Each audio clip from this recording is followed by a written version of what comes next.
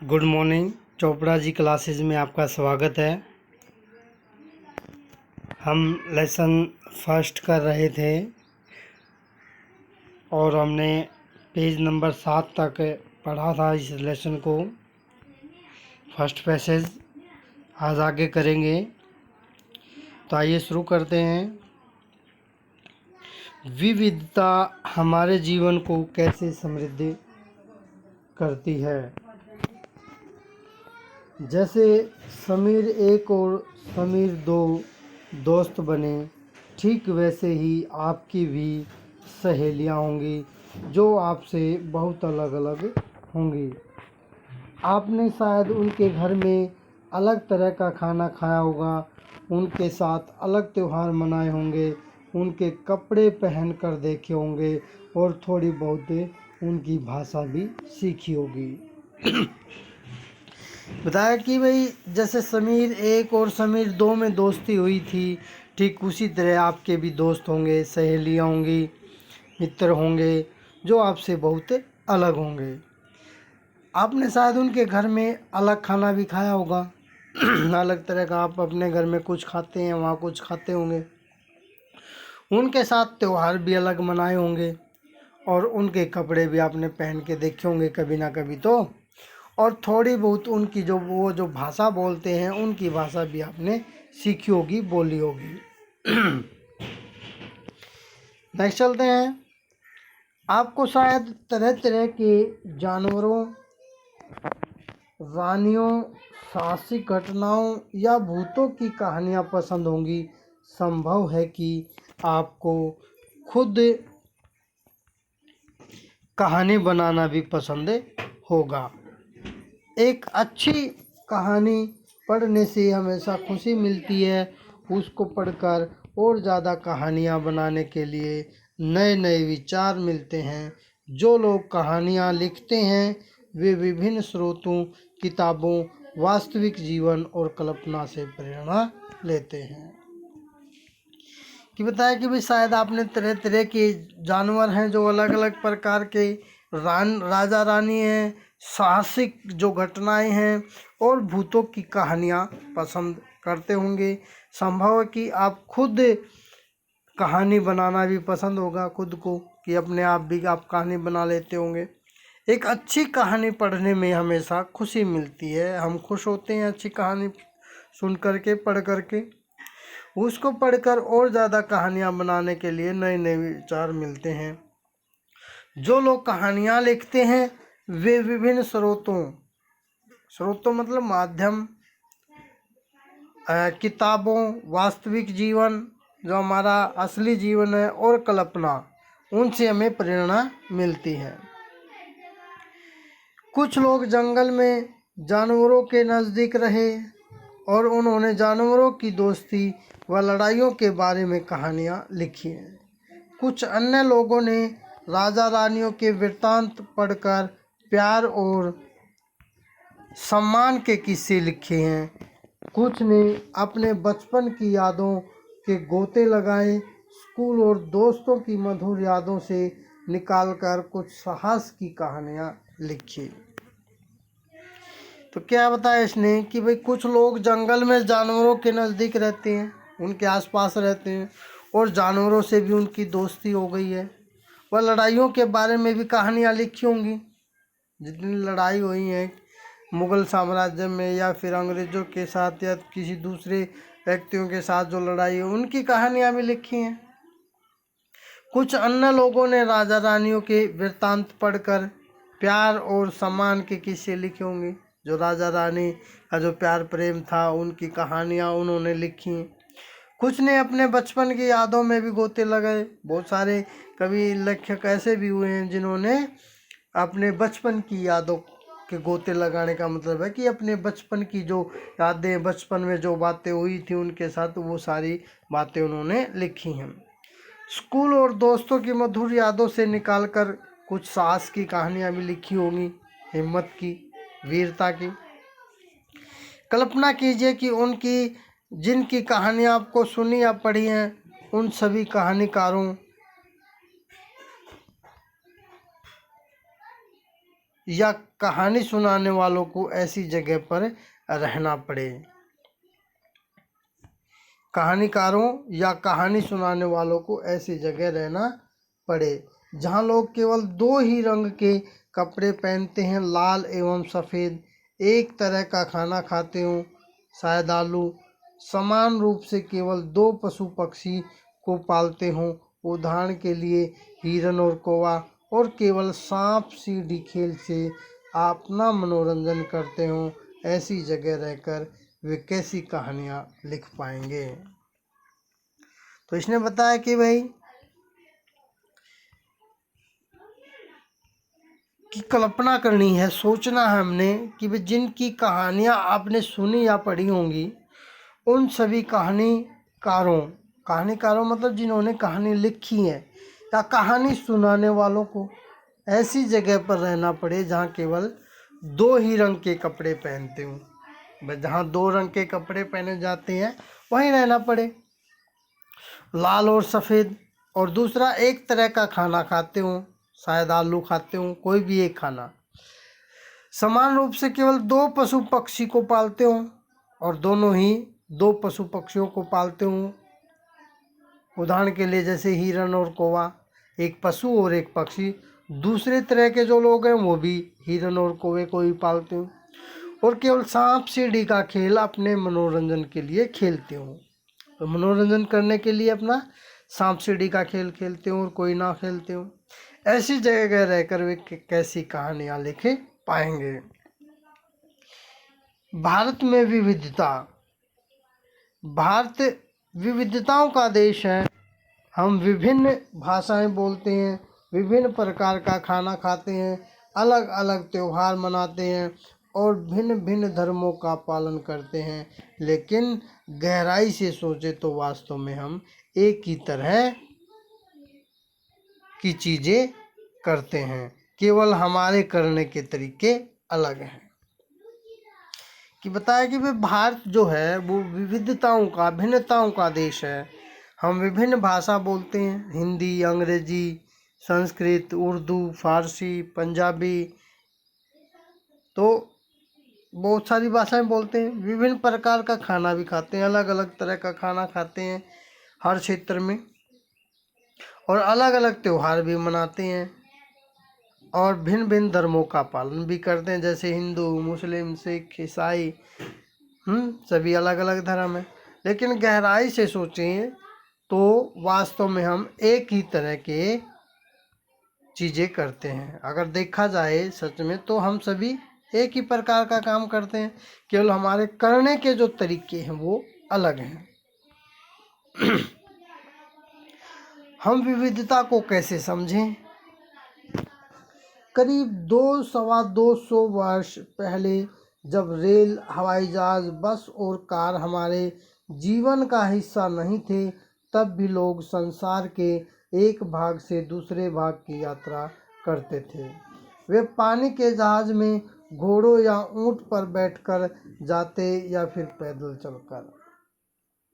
कहता है कि भाई करीब 200 या 225 साल पहले की बात है कि जब रेल, हवाई जहाज़, बस और कार हमारे जीवन का हिस्सा नहीं थे, इनका प्रचलन नहीं हुआ था, तो तब लोग संसार के अगर दूसरे भाग में जाते, एक स्थान से दूसरे स्थान पर जाते, यात्रा करते, तो वे पानी के जहाज़ों में या घोड़ों पर या ऊंट पर बैठकर या फिर पैदल चलकर ही जाते थे।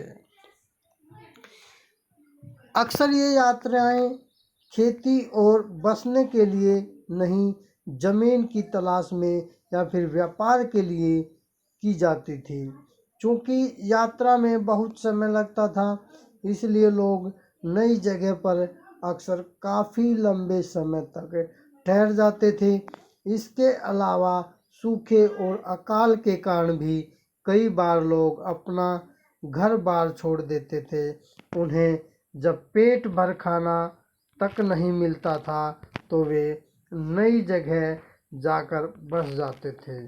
कुछ लोग काम की तलाश में और कुछ युद्ध के कारण घर छोड़ देते थे।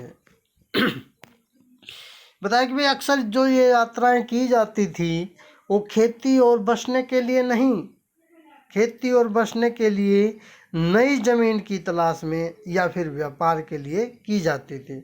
या तो खेती करने के लिए, या फिर वहाँ निवास बनाने के लिए, या फिर नई ज़मीन की तलाश करने के लिए, और चौथा बताया इन्हें व्यापार करने के लिए ये यात्राएं की जाती थी। चूँकि यात्रा में बहुत समय लगता था, इसलिए लोग कई जगह पर अक्सर काफ़ी लंबे समय तक ठहर जाते थे। जो ज़्यादा लंबा समय यात्रा है तो उसमें टाइम भी लगेगा, और वो कई जगह काफ़ी लंबे समय तक ठहर जाते थे। जैसे गाड़ीलवार होते हैं, ये कहीं चलते रहते हैं, ये कहीं ठहर जाते हैं चलते चलते। इनके अलावा सूखे और अकाल के कारण भी कई बार लोग अपना घर बार छोड़ देते हैं। जब सूखा पड़ता है, अकाल पड़ता है, तो भी ये लोग अपना घर छोड़ देते हैं। उन्हें जब पेट भर खाना नहीं मिलता था तो वे नई जगह जाकर बस जाते थे। जब उन्हें खाना नहीं मिलता, पेट भराई, तो वे एक स्थान से दूसरे स्थान पर जाकर रहने लग जाते। कुछ काम की तलाश में और कुछ युद्ध के कारण घर छोड़ देते थे। कुछ तो काम करने के लिए, भाई खाना है, पेट खाली है, बच्चों का पेट भरना है, तो काम की तलाश में, और दूसरा युद्ध के कारण, युद्ध भी होते थे। नेक्स्ट है, लोग जब नई जगह बसना शुरू करते थे तो उनके रहन सहन में थोड़ा बदलाव आ जाता था। कुछ चीज़ें वे नई जगह की अपना लेते थे और कुछ चीज़ों में वे पुराने ढर्रे पर ही चलते रहते थे। इस तरह उनकी भाषा, भोजन, संगीत, धर्म आदि में नए और पुराने का मिश्रण होता रहता था। उनकी संस्कृति और नई जगह की संस्कृति में आदान प्रदान होता और धीरे धीरे एक मिश्रित यानी मिली जुली संस्कृति उभरती। कि वे लोग जब नई जगह में बसना शुरू करते थे तो उनके जो रहन सहन था उसमें थोड़ा बहुत बदलाव तो आना निश्चित था, संभाविक था कि भी कुछ ना कुछ तो बदलाव होगा। कुछ चीज़ें वे नई जगह की अपना लेते थे जहाँ वो रहते थे, और कुछ जो पुराने ढर्रे पर ही चलते रहते थे। कुछ तो वो पुराने जगह की चीज़ें अपनाते और कुछ नई जगह की चीज़ें। इस तरह उनकी भाषा और भोजन, संगीत है, धर्म है आदि में क्या है, वो नए और पुराने का मिश्रण हो जाता, मिलावट हो जाती। उनकी संस्कृति जो होती और नई जगह की जो संस्कृति है उनका आदान प्रदान होता और धीरे धीरे एक मिश्रित यानी मिली जुली संस्कृति उभर जाती। अगर अलग अलग क्षेत्रों का इतिहास देखें तो हमें पता चलेगा कि किस तरह विभिन्न सांस्कृतिक प्रभाव ने वहाँ के जीवन और संस्कृति को आकार देने में योगदान किया है। इस तरह से कई क्षेत्र अपने विशिष्ट इतिहास के कारण विविधता संपन्न हो जाते थे। ठीक इसी प्रकार लोग अलग अलग तरह की भौगोलिक स्थितियों से किस प्रकार सामंजस्य बिठाते हैं, उससे भी विविधता उत्पन्न होती है। उदाहरण के लिए समुद्र के पास रहने में और पहाड़ी इलाकों में रहने में बड़ा फर्क है। न केवल वहाँ के लोगों के कपड़े और खान पान की आदतों में फ़र्क होगा, बल्कि जिस तरह का काम वे करेंगे वे भी अलग होंगे। शहरों में अक्सर लोग यह भूल जाते हैं कि उनका जीवन उनके भौतिक वातावरण से किस तरह गहराई से जुड़ा हुआ है। ऐसा इसलिए कि शहरों में लोग विरले ही अपनी सब्जी या अनाज उगाते हैं, वे चीज़ों के लिए बाजार पर निर्भर रहते हैं। तो पता है कि भाई अगर अलग अलग क्षेत्रों का इतिहास देखा जाए तो हमें पता चलेगा, जानकारी मिलेगी कि भाई किस तरह से विभिन्न सांस्कृतिक प्रभाव ने, जो संस्कृति का जो प्रभाव होता है, उन्हें वहाँ के जीवन और संस्कृति को आकार देने में योगदान दिया है। तो किस प्रकार की संस्कृति हो जाती है। इस तरह से कई क्षेत्र अपने विशिष्ट इतिहास के कारण विविधता संपन्न हो जाती हैं। जो बहुत सारे क्षेत्र हैं वो अपनी विशेष इतिहास के कारण वो विविधता संपन्न हो जाते हैं, भिन्नता आ जाती है उनमें। ठीक इसी प्रकार लोग अलग अलग तरह की जो भौगोलिक स्थिति है वहाँ की, उसे किस प्रकार सामंजस्य बैठाते हैं, तालमेल बैठाते हैं, बैलेंस बनाते हैं उनके साथ, संस्कृति के साथ, भौगोलिक स्थितियों के साथ, उससे भी विविधता उत्पन्न होती है, भिन्नता आती है। उदाहरण के लिए जैसे समुद्र के पास रहने में और पहाड़ी इलाकों में रहने में बड़ा फर्क है। न केवल वहाँ के लोगों के कपड़े और खान पान की आदतों का फर्क होगा, वहाँ जो लोगों के कपड़े का फर्क होगा और खान पान का भी फर्क होगा, बल्कि जिस तरह का काम वे करेंगे वे भी अलग होंगे। जो काम करेंगे पहाड़ी इलाकों वाले और समुद्र के किनारे रहने वाले, उनके कामों में भी फर्क होगा, वो अलग अलग होंगे।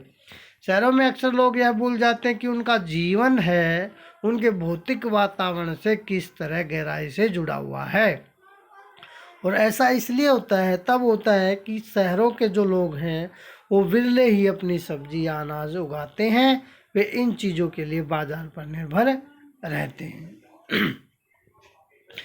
आइए भारत के दो भागों लद्दाख और केरल के उदाहरण के जरिए यह समझने की कोशिश करें कि किस क्षेत्र की विविधता पर उसके इतिहास और भौगोलिक कारकों का क्या असर पड़ता है। तो दो उदाहरण बताए हैं लद्दाख और केरल का। उन उदाहरणों से हम समझने की कोशिश करेंगे कि वे किसी क्षेत्र की जो विविधता है उस पर उसके इतिहास और भौगोलिक के कारकों का क्या असर पड़ता है। एटलस में भारत का नक्शा देखिए और उसमें ढूंढिए कि ये दोनों क्षेत्र लद्दाख और केरल कहाँ पर हैं। इन दोनों क्षेत्रों की भौगोलिक स्थितियाँ वहाँ के भोजन, कपड़े और व्यवसायों को कैसे प्रभावित करती है, उनकी सूची बनाइए। अगले पेज पे चलते हैं।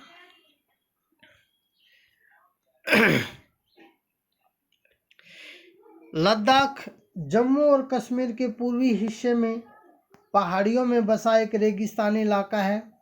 यहाँ पर बहुत ही कम खेती संभव है क्योंकि इस क्षेत्र में बारिश बिल्कुल नहीं होती और यह इलाका हर वर्ष काफ़ी लंबे समय तक बर्फ से ढका रहता है। इस क्षेत्र में बहुत ही कम पेड़ उग पाते हैं।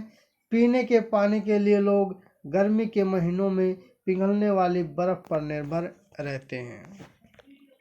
कि जम्मू और कश्मीर का जो पूर्वी हिस्सा है वहाँ पर लद्दाख है, वही पहाड़ियों में बसा हुआ है, एक रेगिस्तानी इलाका है और यहाँ पर बहुत सी कम खेती की जाती है, बहुत कम खेती होती है यहाँ पर लद्दाख में, क्योंकि इस क्षेत्र में बारिश नहीं होती और यह इलाका हर वर्ष बर्फ़ से ढका रहता है, बहुत ज़्यादा बर्फ़ यहाँ पर पड़ती है। इस क्षेत्र में बहुत ही कम पेड़ उगते हैं। पीने का जो पानी है उसके लिए भी लोग गर्मी के महीने में जो पिघलने वाली बर्फ़ है उसके ऊपर निर्भर रहते हैं। यहाँ के लोग एक खास किस्म की भेड़ पालते हैं जिससे पश्मीना ऊन मिलता है। यह ऊन कीमती है इसलिए पश्मीना शाल बड़ी महंगी होती है। लद्दाख के लोग बड़ी सावधानी से इस ऊन को इकट्ठा करके कश्मीर के व्यापारियों को बेच देते हैं। मुख्यतः कश्मीर में ही पश्मीना शालें बुनी जाती हैं। यहाँ के लोग दूध से बने पदार्थ जैसे मक्खन, चीज़, खास तरह का छेना एवं मांस खाते हैं। हर एक परिवार के पास कुछ गायें, बकरी और याक होती हैं। रेगिस्तान होने का यह मतलब नहीं कि व्यापारी यहाँ आने के लिए आकर्षित नहीं हुए। बताया कि भाई यहाँ के जो लोग हैं वो एक खास किस्म की भेड़ पालते हैं जिससे हमें ऊन मिलती है और ऊन जो होती है वो पश्मीना ऊन के नाम से जानी जाती है और यह ऊन बहुत कीमती होती है, मूल्यवान होती है, इसलिए पश्मीना शाल बड़ी महंगी होती है। जो इस ऊन की जो शॉल बनाई जाती है वो भी महंगी होती है। लद्दाख के लोग बड़ी सावधानी से इस ऊन को इकट्ठा करके कश्मीर के व्यापारियों को बेच देते हैं और मुख्यतः कश्मीर में ही पश्मीना शालें बुनी जाती हैं और कहीं नहीं। यहाँ के लोग दूध से बने पदार्थ जैसे मक्खन है, घी, चीज़ यानी कि पनीर और मांस खाते हैं और हर एक परिवार के पास कुछ गाय और बकरी और याक होते हैं।